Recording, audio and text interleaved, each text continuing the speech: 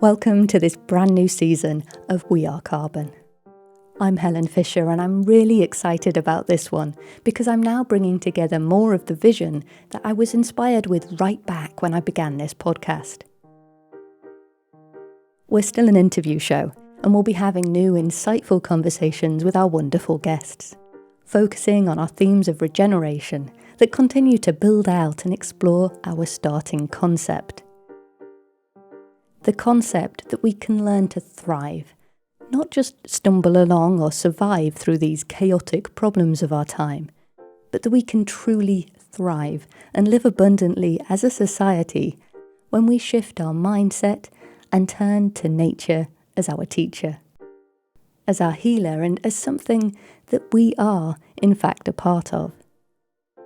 By understanding that we are nature, and therefore our society must support the regeneration of nature in order to create those thriving lives for ourselves. Now, you might be listening because you're in search of inspiration, a glimmer of hope that there is a path forward that can take us to better times. Maybe your concerns are for the climate or our biodiversity crisis. Or perhaps you're worried about the failing health of ourselves or the stability of all these systems around us. To my mind, they're entirely connected, and so our discussions may dip into any or all of those.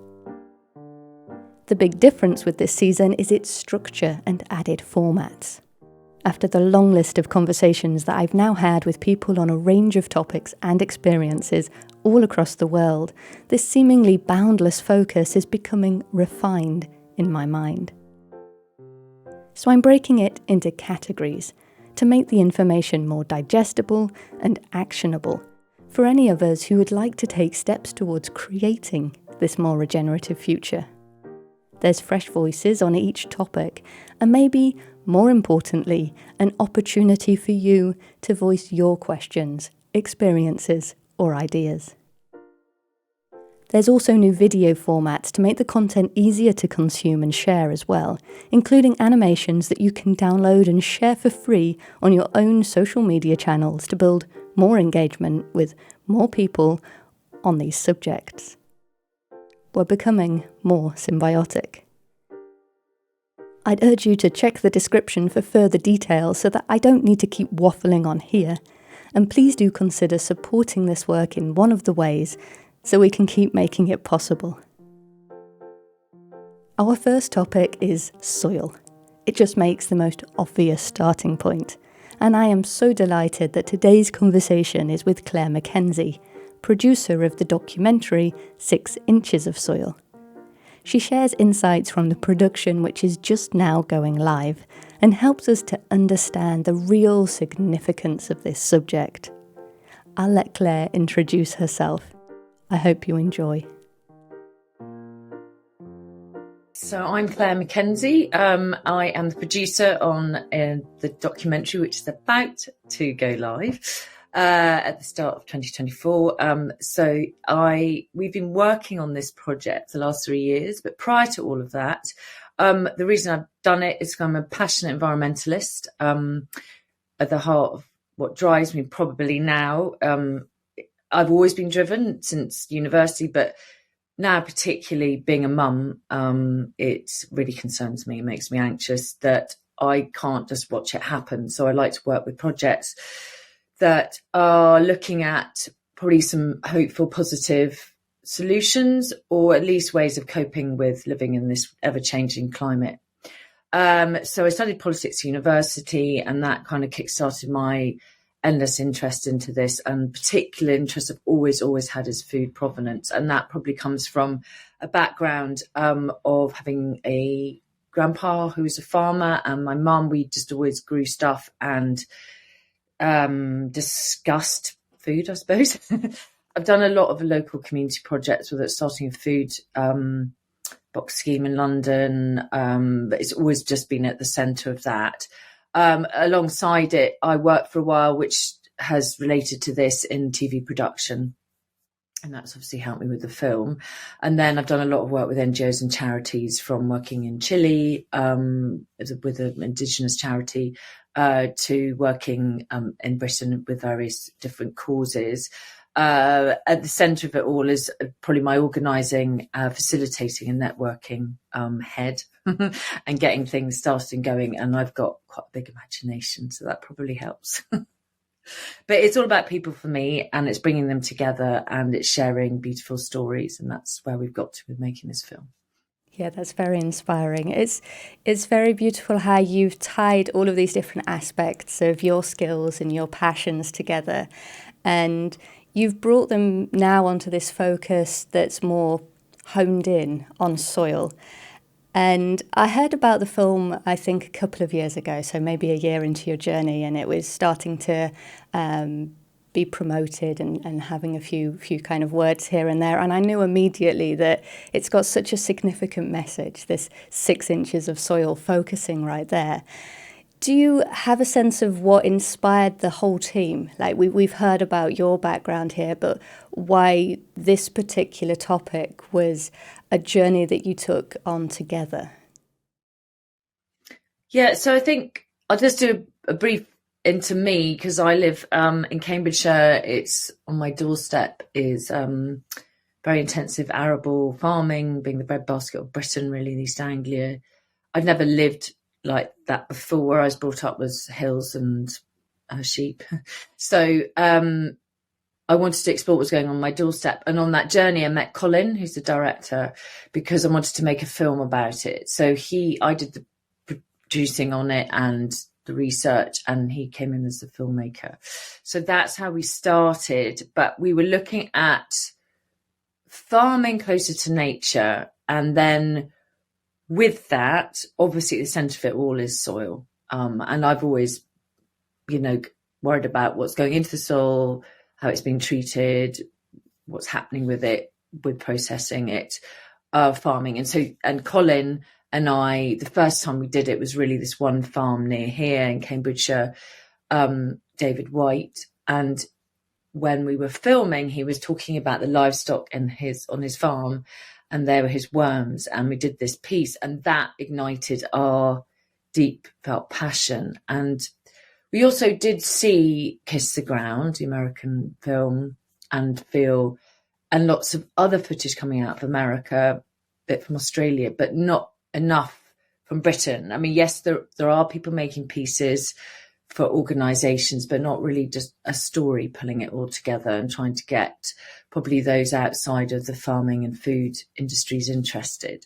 So that's where it started. We saw the importance of it, and then Colin and I have built a team of amazing people who've really come to us because they're as passionate about soil as we are. So, yeah, fantastic. It seems to be something that people can really find something to pull them into it, because it's such I suppose it's a story of hope, where we have so many problems surrounding us. It can get fairly tiresome and fatiguing to constantly be thinking about why things are going wrong, and to have something that is so in everybody's lives. We can all connect to soil. We might not be able to really resonate with all different technologies that we hear as solutions, but soil, it's there, it's innate within all of us.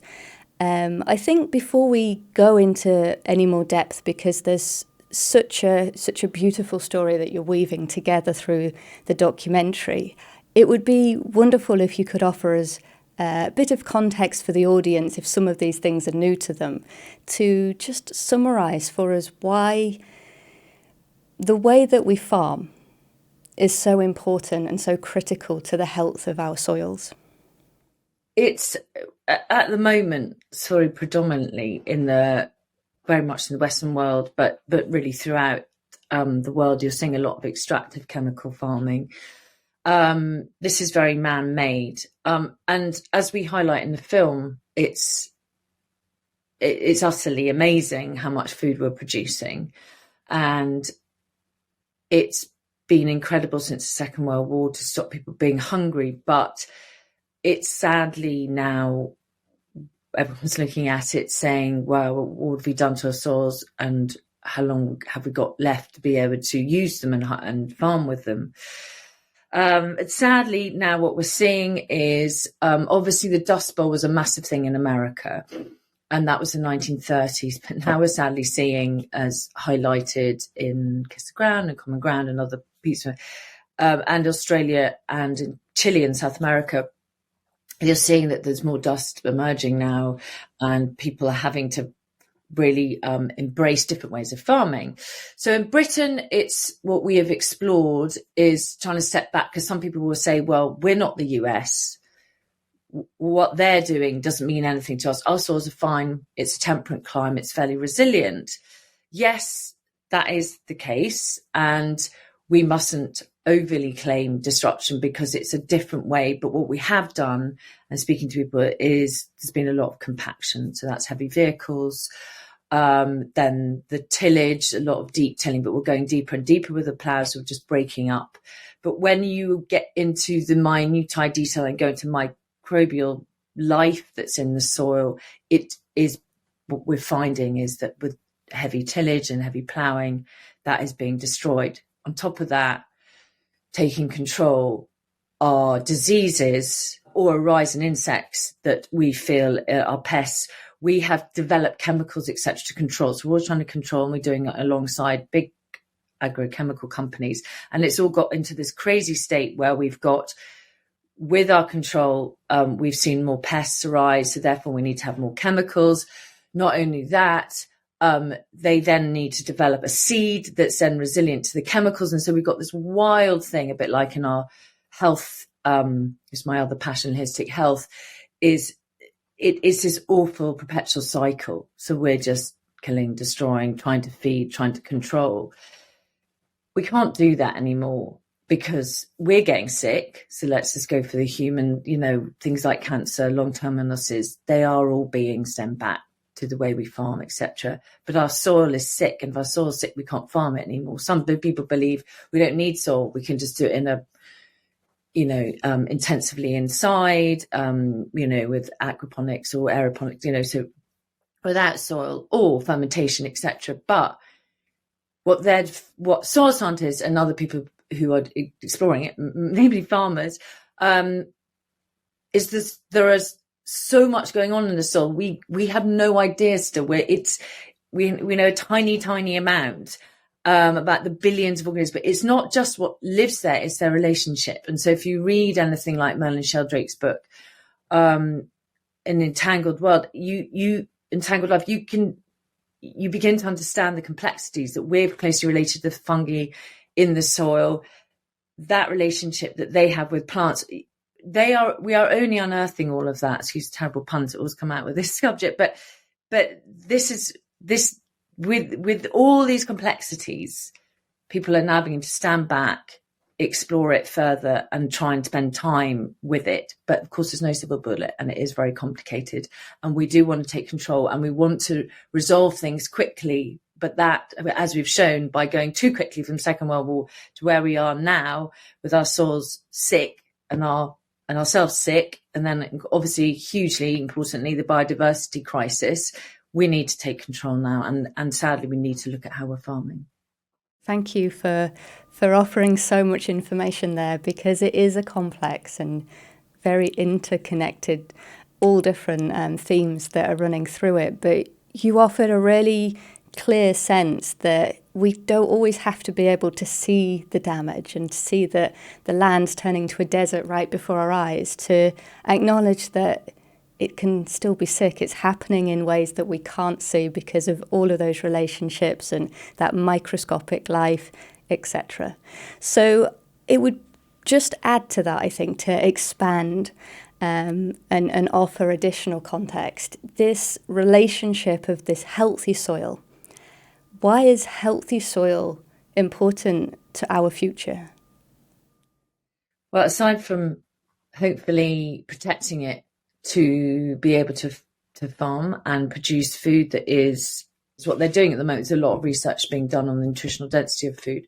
We hopefully one day will be able to fire a machine at a piece of food and it be able to read it. We have at the moment BRICS testing, which looks at sugar testing, and then there's some other really wonderful things coming, particularly for America over here as well, where they're looking at all of that, but it's still being worked on to produce the right data and scientific exploration. But we know when we eat something, so for example, one of the people in the film, Adrienne, I work with her once a week as well on the farm when I can during the summer when she needs help, because it's in my deep passion. I'd rather be sitting down there than sitting at my desk. But when you taste her vegetables, which are grown without, and she will be organic, but at the moment it's agroecologically grown, planet friendly. And so she has huge diversity. And yes, she does go for some quite diverse crops. So sometimes it's just a slightly different pepper that you haven't had in a supermarket, but the taste and the smell and everything is so, you don't even need to test it to know that it's genuinely, when you feel happier, it must be doing you good. And I would say absolutely. The other thing is obviously the freshness, because if it hasn't traveled so far. But so that is where we're looking at. So the food, but the right to that at the moment is just sitting with those of us that can kind of afford like a middle class thing. But really, what we're trying to say in the film should be a right to grow and a right to food of this quality for everybody. Because this, if we go into my holistic health passion, if we're feeding ourselves, we hopefully then don't have to rely on our NHS and health system, which is creaking, because we'd have a healthier community. Because what's happening at the moment, we have dietary issues, and that's maybe eating poor food. But if we are not maximizing the nutritional density when it is grown in healthy soil, we're not going to be having those wonderful benefits to try and prevent some of the awful diseases. And then beyond just the eating and the consumption, you want to have healthy soils that are also remaining in fields, remaining on gardens, remaining on the land, not running into our rivers. At the moment, they're running into our rivers, so we're now getting polluted water. There are obviously chemicals within that, and we have a huge issue there, because that's an every cyclical issue. So when people say to me, I only really care about the sea, I said, well, that's great. They said, I can't relate to soil. I said, well, it's all one system. There is no separation here. We are talking about the same thing. And obviously on our journey in our film, we've got to be really careful not to go down endless rabbit holes, but we do have a wonderful piece which talks about helping prevent flooding and helping prevent chemicals going into the water with this regenerative and better agroecological farming. So does that answer it? Is there anything else I should be saying? Also, there is that deep innate connection when you are working with good, healthy soil, and they've now seen it, and Tim Spector talks about it, and there's the gut microbiome connection, but when you're touching it, and there's a mind-body connection, and that is genuinely now proven to help people. So people with depression or struggling with life, go outside, get that exposure. But it's not just being outside. Once you start connecting and growing, it just reduces. And you see it in the film, because one of our farmers does struggle with mental health issues, and she generally says it helps her. In fact, two of them actually have been on a bit of a journey, and when they're there and more connected with the soil, it helps them. Yeah, that is again another absolutely incredible overview, because it threads everything through in this very, very clear sense of we have to think holistically. And there's something about, and this sort of comes up a lot in the discussions that I have, the feeling of the complexity of these systems where we can't just look at one focused detail, we've got to see how it's all tied together. But then there's something that just brings a simplicity to all of that. And you touched on it there, that connection to the soil, that experience of you don't need to know what the nutrition is in that beautiful pepper. You eat it and the experience, it's embedded within the food. There's something there that you can just feel the aliveness of the soil transferring to the food, transferring to the health of the people, and then the health of the planet. And to me, it's complex, but it's also beautifully simple. And the problem with it is you can't explain it to somebody. You want people to experience it. And I think this ties into my next question, which comes down to how do we motivate change? And the film, I think, describes itself along the lines of a story of British farmers standing up against the industrial food system. And to my mind, there's something about motivating those farmers on a very personal level because of their connection and their experience on their journey. Do you feel that it is the farmers that are being left to move things forward in sort of a mass, larger scale transition on the land? And have you got any sense of experience that suggests that they're being supported in that, and how can they receive support in that? Yeah, it's an amazing thing, and I don't think you've been to Groundswell, but the event where regenerative farmers gather in Hertfordshire. When I first started exploring this subject for the first film we did in Cambridgeshire, one of the local farmers here, who would call himself a soil-friendly farmer, let's put it that way, he said, "Oh, you need to go to Groundswell." And when you go there, I mean, it's all in the name, you get this sense of farmers. The Cherries who started it did it because they needed to do it. They believed that they needed to bring farmers, and others go to the event, but it's definitely started with farmers. And in fact, I found out it's unique to the world, that event. They don't have one in America. So farmers in America and Australia, or like, Gabe Brown, or the sort of founding fathers, as we call it, of this movement, have definitely led on it, and are definitely now leading on lobbying government. I mean, recently, Guy Singh-Watson, who's the founder of Riverford, I mean, he's just stepped away from Riverford. I mean, he's still connected, but he's not running the business. But he's got to the stage in life where he's like, I have nothing to lose but to stick my neck out and fight for the system.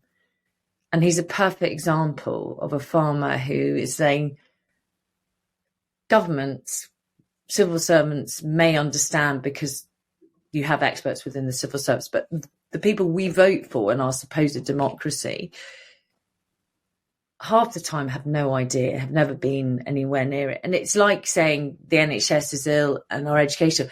These things, they do have the experts behind the scene, but when the decisions are made, they're not made by a farmer or by a doctor. They're made by those people we supposedly vote for. And it's so wrong. So the farmers have said, you're going to take, the subsidies are changing. We've, out of Brexit, you're promising us supposed subsidies to fill that, which are going to encourage us to be more environmentally friendly. And they've got various different names, from SFI and, it's the ELMS and, environmental land management. But it is there's still no clear guidance for them. So the farmers who have looked into their crystal ball, or who have got the capacity to, because this is really complex, and you can't point a finger at farmers and say, you're not doing it, you're a bad farmer. That isn't what we're saying in the film at all. What we're saying is those that are leading on it, whether you've got the Groundswell farmers, or is they've had the capacity, whether that could be financially they're secure enough to make that decision, whether they have the headspace to explore a totally different way of farming, going away from chemical to biological, working with nature. But what's happening is they to get everybody else to transition, they need support. So they need more people on the ground, agronomists. There are a handful of them who really do understand this, but they need more people. And the agronomists, again, they've only been trained at our agricultural colleges to do a certain thing. So they need to retrain. So the farmers are leading on it. There are different people, whether it's the private sector who are putting money into this, and there's new companies starting, and carbon credits, and it's all really, really complex. But at the end of it, you have to look to the farmer to guide people, because they are the ones who know the system, the land, etc. But it is very complex, because each farm, each field, each year is different. And so you need to have different voices, different people from different bits of the country coming together and coming together to lead on it. And that's what you do see at somewhere like Groundswell. And it is amazing, and they are doing it, and they are leading on it. And there are some amazing investment. There's one investment company who actually are putting money into training, and there are a few examples, but one I'm thinking of, where they're actually training farmers, and they brought Gabe Brown over, and they're seemingly doing some incredible things one bit, and then they're sort of investing in another bit in because they believe in regenerative farming, they believe in the soil, and they believe that the private sector should support the farmers. But of course, it can get messy and out of control. So that's why farmers need to be mindful. And yes, they do need to lead on it, and they need to lead together on it so that they are stronger. For the government, who knows? And we're probably going to see a change, and it's depressing. And I think there's no words to say at the moment. There's zero support. And we've just had another change of head of DEFRA, etc. So right now, I think it's a huge unknown and really quite depressing. But the Geising Watson's lobbying, NFFN are constantly lobbying, and so let's hope it's an interesting time. Yes, definitely a very interesting time, and the human side of it, the societal side of it, seems to be at least as complex as the soil on so many levels. And there's something. It's kind of like the scales just sort of keeping themselves balanced out. And on the one hand, there's so many things that are going against the transition. And on the other hand, there are so many wonderful people pushing it forward. And I think that kind of idea of them coming together and supporting one another is a very fruitful feeling. That collaboration between like-minded people bringing different skills to the table, different experiences. So I think there's something very unique about the time that we're in and the need for people to come together.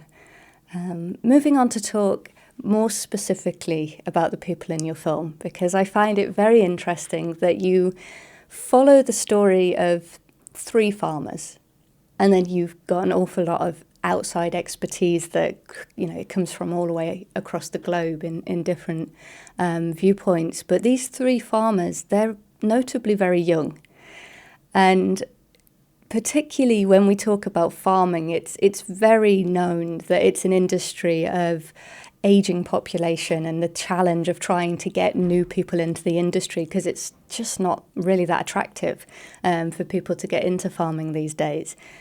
Was the choice to go young, do you feel that that's a decision that you made, or do you feel that that's a reflection of the driving force behind regeneration, is that it's able to attract this younger audience and interest? Yeah, at the beginning, we were just trying to decide how to navigate the subject. This is really complex. And we wanted to put people at the centre of it. And I think it was quite early on, Colin and I were discussing it, and the new entrant story kept coming up time and time again. I think what we wanted, we were worried, and we did the first film, so the average age in the first one, they came to farmers. We did have a mixture. We had a couple in their, or 3 in their 30s and 2. So we did have a nice age range. But what we soon realised is that everybody is on a journey with regenerative farm. Even someone like Wild Farms, where you've got Andy Cato, and people will say, oh, well, they've got the answers. If you talk to Andy, he would never say, I've got the answer. Because the same with the cherries, everybody, and Gabe Brown would tell you this, everybody's exploring, because every year, the climate's changing, and it's complex, and they're learning. Like, as I said earlier, we still don't understand this complex thing, which is soil. So we decided, as a way of doing it, if you put young people at the centre of it, then you're going to be showing that their sort of ideas and exploration, and then you could take them to more senior farmers and get them to ask them and get some questions answered, and sort of unravel about their hopes and their dreams. And also, I think you're absolutely right. One of our biggest issues we have here is land access, etc. So one of the examples is that, well, 2 of them actually have got very benevolent, incredible landlords who believe in regeneration, not only of the soil, but of their businesses and their communities, which is a true sense of regeneration, not just the practices.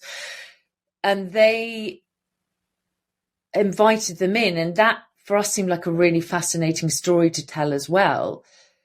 So if you've got a lot of our land is owned by some huge landowners in this country, and within that, it would be lovely to see that more land is made available for a very keen up and coming new entrant crowds who are keen for, it may just be a few acres to grow veg, but there is, and I think maybe even more since COVID, where people became discouraged, have questioned their lives more. Do they actually want to be stuck in a city, in an urban environment, or would they like to have that sort of more of a subsistence style living on the land? So I think that's why that was another really, that was a driver for us to have them. But also, the three are wonderful storytellers, and it's really nice to have that younger entity and voice.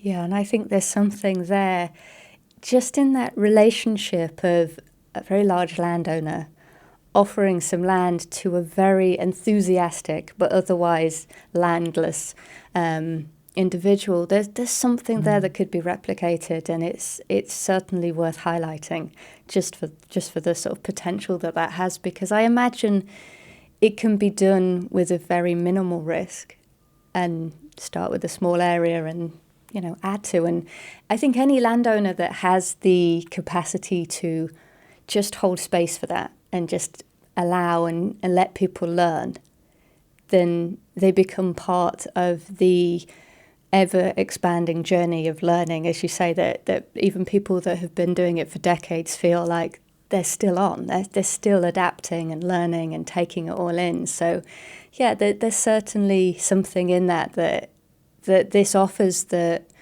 I think industrial agriculture, you would struggle to go, I'm just going to take on a couple of acres. So there's so many layers to this, and I enjoy that you've kind of focused on the story of these people, because I haven't seen the film and I don't really know any more than what probably other interested viewers have seen the trailer, etc. But I really get the sense that the motivation for change, it has to come from people. And it has to come from story. It's not going to come necessarily from logic and statistics and figures. It's going to come from that human connection to why do we do anything? And there's something that I think farming as an industry, it might sound very industrial, but regenerative farming, when you get into the stories of people, it becomes a lifestyle. There's something there. And I wondered if you had any thoughts on that, if you feel that this whole idea of regeneration, because it's difficult to put it into boxes, there's so many terms we can call it, but that there's something that connects it all, that feels like it's more of a passion, more of a lifestyle than a industry on so many levels. Do you feel that coming through in the film? I hope so. I think it's the other thing that struck us so much. So if you go back to David White and his worms, and some of the other earlier farmers, like Martin Lyons particularly, who heads up Nature Friendly Farming Network, when you see them, so I'm taking them because they are of the average age of a farmer in this country. And when they describe how they farmed earlier in their lives, and let's call it conventional, whatever conventional means, but more relying on putting in inputs onto their land, you see that sense of reconnection with farming. And Martin, I went to his farm recently, it's near here in Cambridgeshire, and wow, I mean, the man is a force, tour de force. I don't know if he actually ever sleeps. It was so wonderful. I hadn't been there, I went in the summer, so I hadn't been for about 2.5 years. But it was, he was showing me new fields that he had created, small meadows. They were in the rotation. He had made, he was doing studies on it, and the organic matter was coming up, and some more life in the soil. Woodlands were buzzing. The birds, he's potty for birds, and he had sort of, the flower, but there were the meadows, and then there were flower strips. So he is doing this incredible thing where he's done all this research. So he's got, a big Cambridgeshire field, and not just having the margins down the side, he's going in the middle as well, because then you've got positive, as they call them, beneficiaries, which is a rather clunky word for a beautiful little insect like a ladybird that can help go into the fields and consume the aphids and do the jobs without him having to use insecticides. So, but he's definitely been, even though he works so hard and he's down in government lobbying, etc., he's definitely been regenerated. You can kind of feel it in himself. And he had to go on a massive journey with his dad to sort of he wanted to do this way of farming earlier on.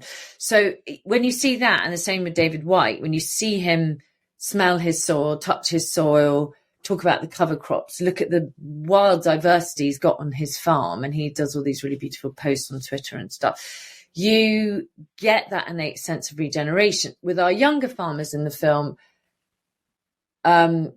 one of them has gone back to the family farm. So she is seeing her father regenerate himself. And it is very beautiful. And she makes very, very poignant comments about that. And they are in Lincolnshire. And as you, Helen, know, it's, again, like us, it's flat. It's quite harsh on the eye at times. There aren't enough hedgerows at times, and all of those things that we used to have, those patchworks. But yet Andrew is on this journey, and Anna's gone back to the farm, and the two of them they're working together now, and it's very beautiful. But you can again see the way he's quite a quiet man, quite circumspect about it, but you can clearly see it's helped him reconnect with farming and fall in love with it. I mean, I don't think he'd ever not farm, but you feel very quietly but also more importantly, that Anna is enjoying being back on the farm with him, and she wouldn't have done it if he hadn't done what he's doing. So, and then you hear other farmers say, like, there was a really amazing man up in Scotland. We sadly didn't get to go. I really still have to go. It's miles away. He lives on one of the outer isles, and I'm going to get it wrong if I say it. But anyway, I spoke to him, and he had fallen out of love farming in, I think it was Leicestershire, and he went back. In his retirement, he did the holistic management course, the Alan Savory one, and then came out basically saying, this is what I want to do. And when he talked to me, I was like, oh my Lord. And like his regeneration of himself at the age of 72, he'd gone back into farming. I was like, this is insane, it's amazing. And so all of those examples are really beautiful. So that for me.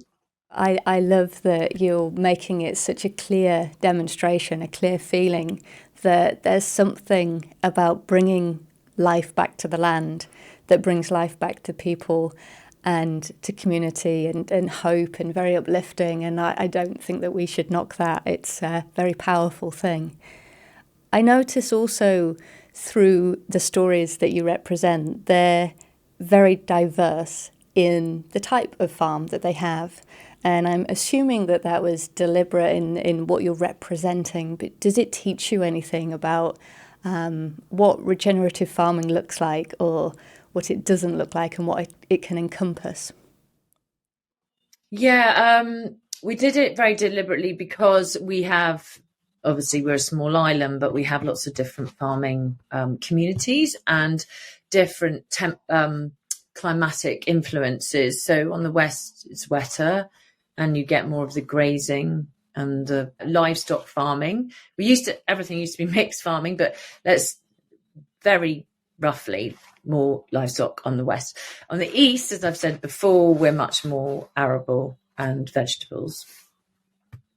But obviously there's a bit of both in everything.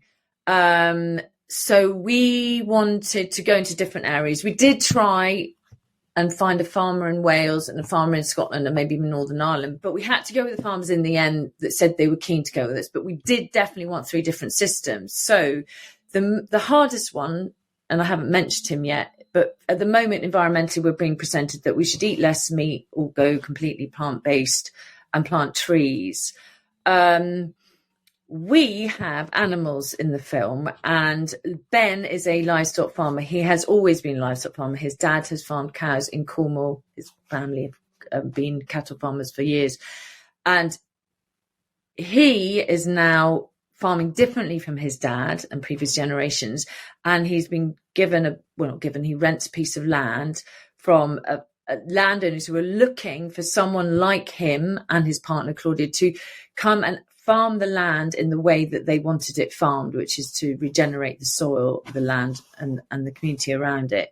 So Ben is on that personal journey, but also what we try and explore without trying to oversimplify it is that these ruminants can play a very, very key role on the land to regenerate the soil and also the biodiversity in his woodlands, etc. Yes, there are lots of voices out there that see this as a bad use of land, and that we're not getting enough protein and out of it. At the moment, you have intensively farmed animals, and cows, particularly in the winter, are always inside. His are outside, mob grazing. They're moved around frequently. They're fed off the hay from his land, etc. So people may see, well, he needs a bit more land to farm. There's less livestock. We're going to have less food being produced. But it's all a journey, and we are just trying to show that what is being explored, and it may be part of a more complex system. We may have different forms of protein coming into it, but we just want to show the place of the cow within the regenerative system. He is just cows. He has got a few pigs now as well. So that was a livestock conversation. There is a livestock conversation also when you go to Lincolnshire, because Anna and Andrew, essentially arable farmers, they did have veg for a bit, but the arable farmers at the moment, and they brought in sheep to help with the regeneration. So they're fertilizers. They call them the golden hooves. They're helping turn up the land. They're bringing in, and they are moving them around, whether they're grazing on a cover crop, which is a crop to put in to protect the soil and also fix nitrogen, etc., in between your cycle of, or part of your rotation of all the arable crops they have. And so those sheep are coming in. So you've got them, and then we've got Adrienne nearer us in Cambridgeshire. Now she is on a large arable regenerative farm. And it's almost peri-urban because Cambridge is really, really close by. So again, you kind of got that angle. She's exploring different routes to market. But she is small scale veg. And again, people might criticize us for that, but we shouldn't exclude that, because a lot of people are now, like Sustain, who are an amazing organisation who've been lobbying this for years, sees the place, and there's lots of studies showing that if we had more of these smaller growers growing closer to populations and producing veg that isn't travelled very far and is fresher and having other people working on the land, hopefully not few people feeling we're going backwards, but actually providing people with this wonderful food, but with control of it and not completely annihilating the land as it's being grown. So looking at that's what we've done. And then they go and meet mentors who are more senior in it, and they are doing similar things to them on their land so that they can compare, ask questions, and sort of think about the future and their position in farming. So yeah, it's just giving everyone that. So there is the soils are obviously described as well. The different soils are different challenges, the different ways they're trying to boost and enrich their soils. So fantastic. It sounds that diversity on each individual site is also being looked at that larger scale. And I kind of feel like if anyone wants to critique the sort of choice of going for a small vegetable, peri-urban site, well, I think that you've highlighted it's actually a wonderful solution for the way that we can connect with these very complex problems in our food system. So I absolutely respect and appreciate the inclusion of such a range of different solutions. The more solutions we have, the more diversity there, the more opportunity there is for people to connect in and find that actually I quite fancy being involved in that myself or such. So I think it's fantastic. What you're doing sounds like a wonderful story, a wonderful overview of so many important topics. We've touched on the soil and the health of people and how that's connected in the food, and we've touched on a bit of politics. I wonder if there's any more sort of larger issues or sort of interconnected issues that the film goes into that you might like to mention. Yeah, it's been a scarily complex subject, which is probably why it's there aren't a lot of these films out there. There are a myriad of films where you look at, whether it's a film to do with food and obesity, etc. But every time we dug into the subject, there was another layer of it. And so we do have Henry Dimbleby, as let's call him. He was the creator of the latest national food strategy, which the government mostly ignored, which is hard. I find this a really hard pill to swallow because millions would have been spent on that 3-year study of our money, our taxpayers' money, and they haven't. Yeah, they've ignored it. So, some of it has been taken on board. But Henry, because of that, has stepped away from being a government advisor. He's written his book and he's in our film, and it's amazing. And he highlights those big issues, but also says, and he at the centre of what he is really our health issues. And so I have alluded to those already, but we do look into that.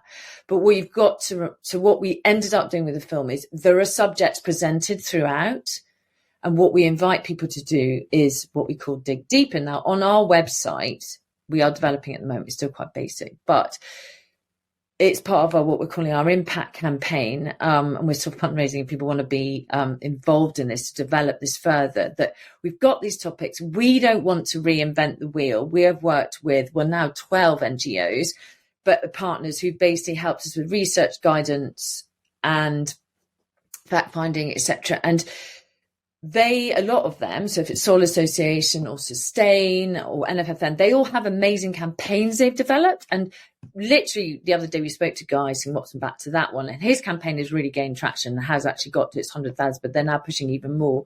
So we're trying to identify the ones we think are gaining the most traction and would have the most influence on the system change that we would like to see. And so if you go into that, having watched the film, you can then go, I'd like to dig into these subjects a bit further, whether it's soil, climate, farming, food. And so on there, you can then go, I'm a farmer. I'd like to know more. What do I do next? I could become a member of Nature Friendly Farming Worker. I'd quite like to do what Ben's doing with the cows, but I don't know where to start. So pasture for Life, are brilliant. And they're doing all these courses and there are online resources and all of that. So we're kind of signposting, and we have collaborated because, again, a lot of the organizations are doing this, but we really believe there's so many of them doing amazing things. We're trying to signpost people to those.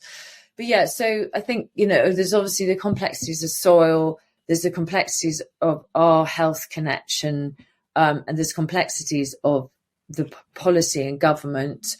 And then there's the complexity of how we get farmers to transition. And one of the biggest things for me is to get this film seen and discussed outside of our echo chamber. And so I'm desperate for this film. What we are doing with it is doing screenings and then eventizing it. So you see the film, and then there's a panel session.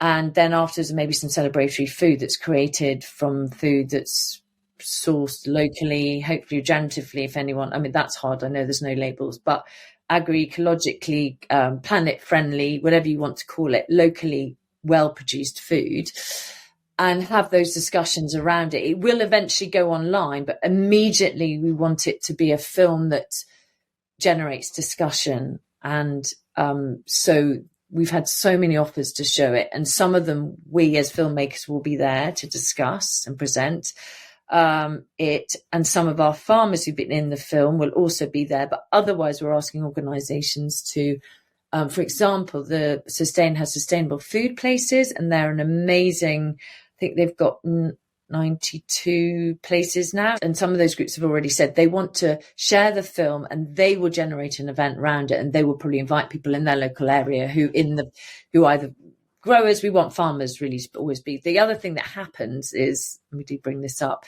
is food discussions often happen without farmers in a room. So if anyone shows a film, please have at least one farmer or grower on that panel. So that is one of our biggest asks, is to reconnect back to the people who are multifaceted, unbelievable people that work on our land to produce food for us every day. We'd love farmers to take it seriously enough. It's not techie for farmers, but we'd love farmers to take it seriously enough that they want to show it with other farmers who might be considering or might not, or want to sort of invite them into this arena. Then on top of that, anyone that's interested in food and farming, and it could also be shown in institutional, we're going to take it hopefully into academic scenarios, from agricultural colleges to universities to schools eventually. But and then the other big ask we've had is from corporates. So any corporates out there who want to show the film and generate an event, we really want to talk to people about that. But yeah, so that's the essence of it. It's fantastic. I really very much applaud the way that you've thought this through, and you are reaching out and connecting and collaborating with all of these different efforts, because there's something in what you're creating. You're not just thinking of it as an on-screen piece, but actually as a tool that assists people in not just understanding, but maybe taking a role, maybe learning something new for themselves. And it can be the start of their journey, and then you're assisting them in many different ways. So that sounds absolutely fantastic.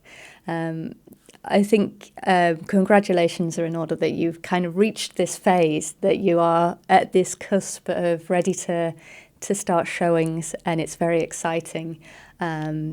So I have one last question, and it may be the most complex one yet, but in terms of how you feel about the future of soil, do you feel like if you went back to the start of this journey to now, do you feel more concerned or less concerned about our soils? I was listening to Caroline Lucas the other day talking about if you're an optimist, you sometimes actually don't look into the problems and don't actually call for change, because you see everything is quite rosy. And I would say genuinely I'm an optimist, but I'm a realist, and I do believe in hope, which is the key to change. So I feel this hope, but I am alarmed at the lack of urgency and speed of change. And I think it's quite emotional. If I look into the people that control our country, world, I think it's pretty terrifying, really. And so I hope that with the rising of these wonderful people that we have seen and filmed with and met, and I meet more and more of them, and I think I genuinely think within any world, most people are good and will want change and will need to see the future. So I'm hoping that people get on the bandwagon more and more and will reach out. But it is right now not happening fast enough. Yeah, well said. Well, thank you so much. It's been a real pleasure to have this opportunity to talk with you. Thank you, Helen. Thanks for your time. I really, really appreciate it. And thanks for your support. And thank you for listening to this episode of We Are Carbon. You can find further details about 6 inches of soil, how to keep up to date with them, and everything that Claire has discussed here through the link in the description. New episodes of this podcast are added every other Tuesday, with extra video content added in between. See the description for more information about this season of We Are Carbon and the additional ways that you can become involved. And let's keep figuring this all out together.